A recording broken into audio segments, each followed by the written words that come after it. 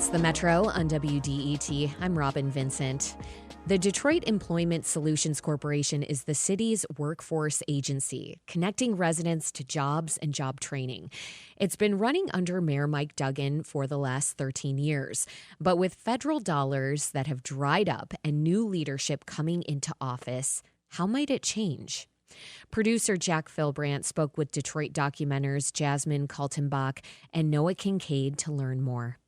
Noah, what is the Detroit Employment Solutions Corporation? So they are Detroit's workforce agency. Their website says basically they exist to connect employers with talent and job seekers, connect them to jobs. They provide training and services through Detroit at Work. And, you know, this is an agency that is entirely pretty much run out of the mayor's office. They're affiliated with Michigan Works. Their website actually says that, like, right now they have 5,276 jobs available.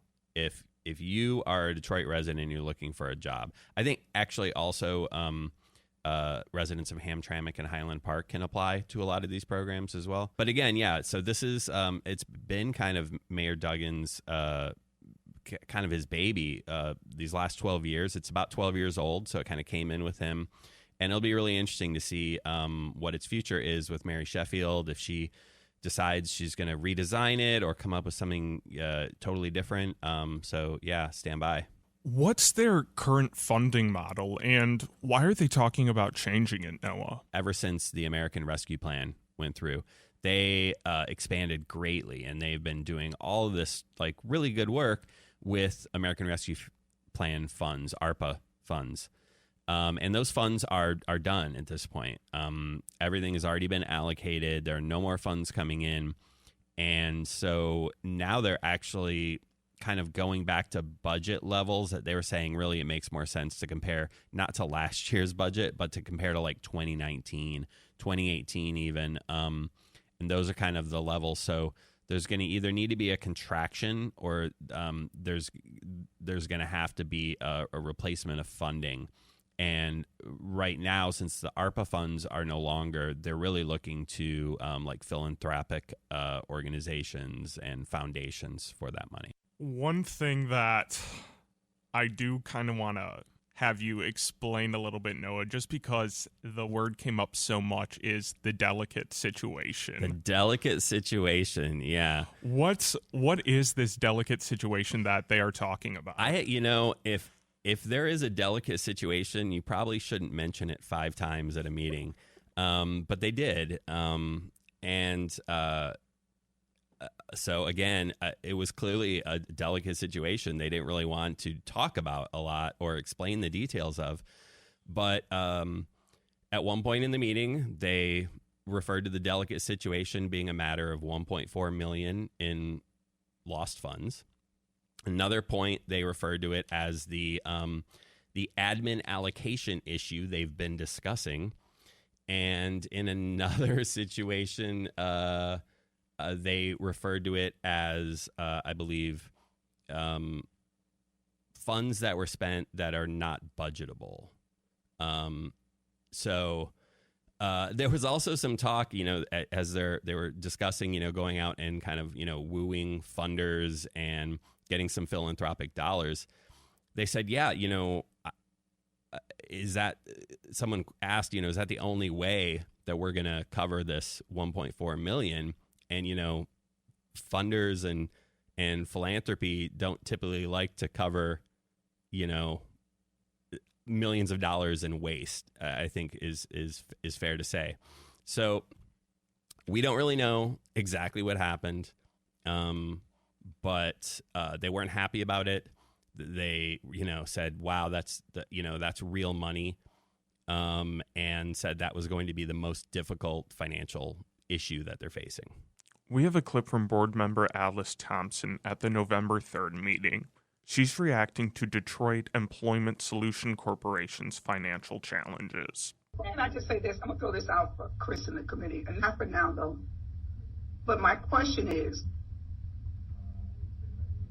should we have done something sooner to not be in this space? It's not an answer for now. So think about it, right?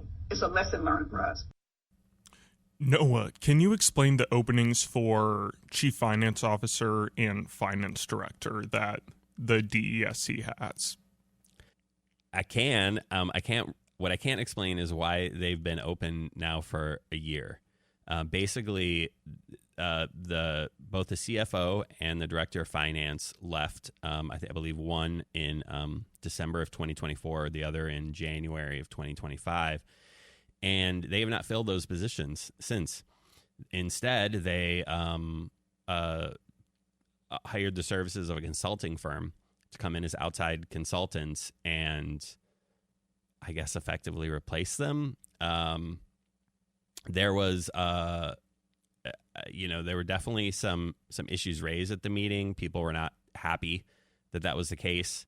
The director basically said, yeah, we're going to hire for this position. We're going to do it after the next board meeting. But, again, an entire year has lapsed and they haven't even had a job search for it yet. Here's a quick exchange from the meeting between Chris Uhl, the DESC Board Treasurer and Committee Chair, and Dana Williams, the President and CEO.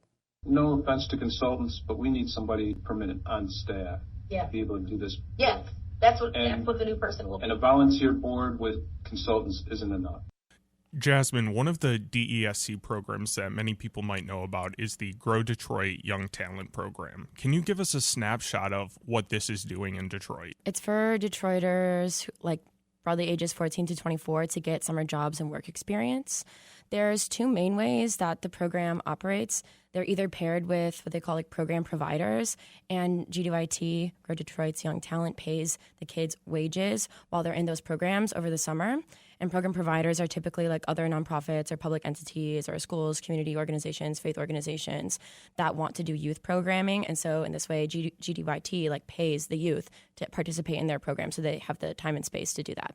There's another program model too, which is that employers sponsor a paid work experience, and the employers actually pay the youth. So there's those are the two main models. They're experiencing a massive funding decrease, and there was a sentiment expressed by some at the meeting that there are employers who are donating to the program and see it as an act of charity rather than as a way to pipeline Detroiters into jobs and to actually hire them for those jobs. As they're experiencing this different funding environment, I think there's a desire from DESC, the Detroit Economic Solutions Corporation, that employers look at Grow Detroit's Young Talent as a way to pipeline kids into jobs and actually pay those kids salaries. Grow Detroit Young Talent is facing a $2 million loss. Where does this come from?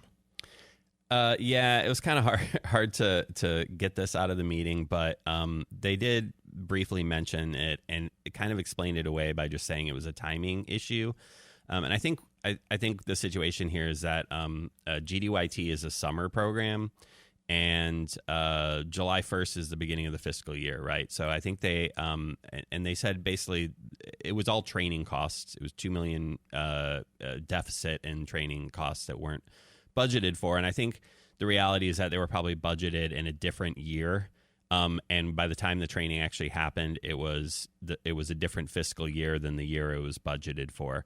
So while they called it a loss, they also said there's a possibility that they're going to be able to cover that loss by shifting ARPA funds away from maybe another project that had already been funded with ARPA or allocated anyway, but maybe there's money that wasn't spent yet, and they can use that to cover this loss. Due to their finances, there have been some policy changes at the Detroit Employment Solutions Corporation. Here's Controller Angela Smith explaining one of them. So the next one is the accounts payable policy. And in that, we just added a section on there saying that any check that is issued with City of Detroit funds, that 2 signatures are required.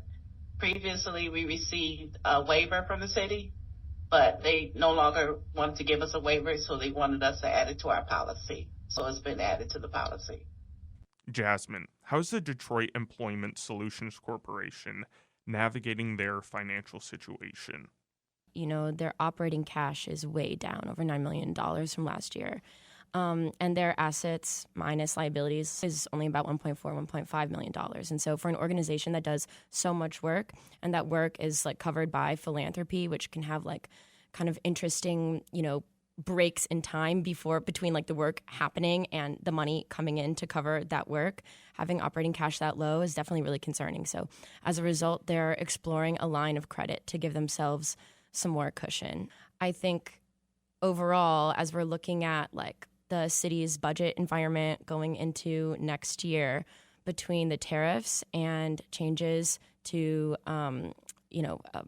tax law because of the Big Beautiful Bill, the city of Detroit is expecting a massive like decrease in corporate tax revenue. And Duggan is proposing like a $40 million fund to, deal with that potential loss. And something I think a little under-discussed with that is that there's changes to like basically the definition of like what is profit at the federal level that the city of Detroit is concerned might impact their like municipal tax calculations as well. So there could be an additional $16 million loss to the budget. So as a bunch of corporations who are headquartered in Detroit and do work in Detroit are basically potentially going to be saving, $16 million in tax revenue, I think that would be a wonderful opportunity for them to reconsider like what they could use some of that money for if they could pipeline some of Detroit's young talent into positions with their companies. So. This is WDET-FM, Detroit Public Radio, your connection to news, music, and conversation.